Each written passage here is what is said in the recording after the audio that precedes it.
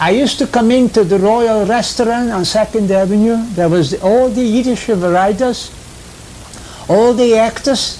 It was blooming on 2nd Avenue with Jewish theater. That was the high peak because immigrants in their thousands used to come, run away from Poland, from Russia, before the revolution.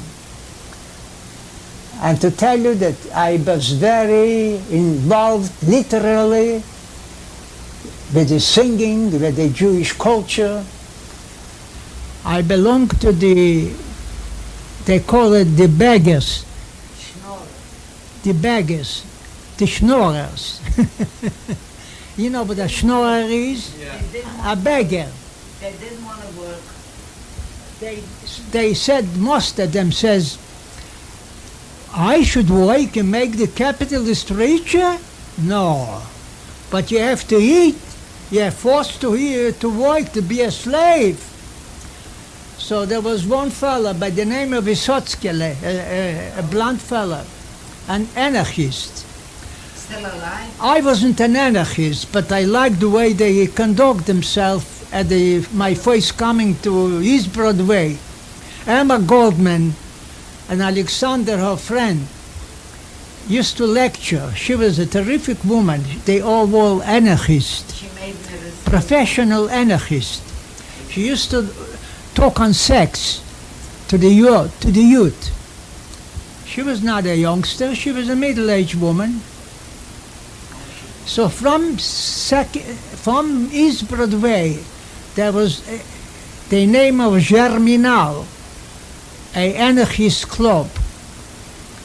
So I met quite a few there, and then when I moved to 2nd Avenue, to the beggars, there was all kinds of political shades, but they were progressive. Writers, workers, quite a few famous writers used to come in. All the youth was there. Like Sholem Aleichem, you heard about Sholem Aleichem? Sure. He used to come in and talk to them. I never. And other young writers used to be very anxious to hear this fellow, Sholem Aleichem. He invited us to the Bronx for a cup of tea, and I was among them. Twice I was there visiting him. Too bad he died in 1924. He had a heart condition. He was one of my landsmen from Kiev, capital of Ukraine.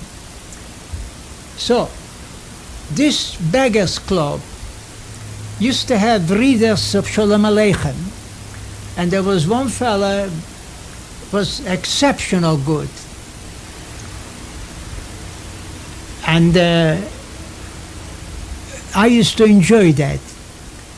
The fellow who was the lead was not such a good-looking fellow, but he had a wife, beauty. Who's that? They call him the king. Given the king from the Schnorrer Club. He was a very cultured person, and it was an interesting, the way he conducted the meetings, the concerts. There was a fellow, a writer, Avrom Reisen. He used to sit in the Royal Restaurant, 2nd Avenue, with the actors, the writers, the musicians, composers, and he liked me and I liked him. I was very a worker's writer, and I used to recite his poem, and the chorus used to sing it, but I'm reciting it. You heard it? What poem? I'll tell you. This is called the new time, the Nie Zeit, the poem, the new time. You understand a little Jewish? Yeah, say it in Jewish. I can translate to English if you want to. No, do it in Jewish and then translate. Und so wie weit, die neue Zeit, und so wie weit, die neue Zeit, Novent und weit, kommen wird, zu früh, zu spät. Die Zeit, es ist kein Cholem. It's not only a dream, but it's reality. Ich höre das Lied von Liebe, Fried zu mächtigen Gesangen. Und jeder Ton von Lied sagt Ton, die Sonne ist aufgegangen. Do you understand what I'm talking about? No, why don't you translate Eh? it?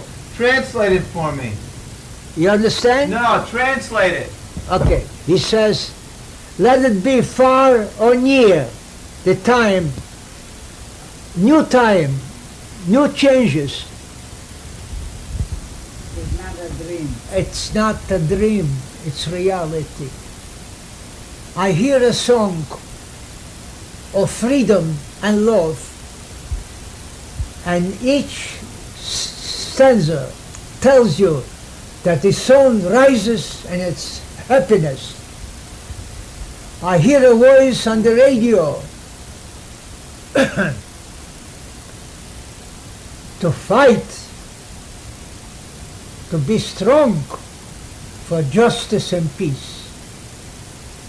The night disappears, the darkness, the daylight, the sunlight, the people are awakening to struggle for a peaceful world.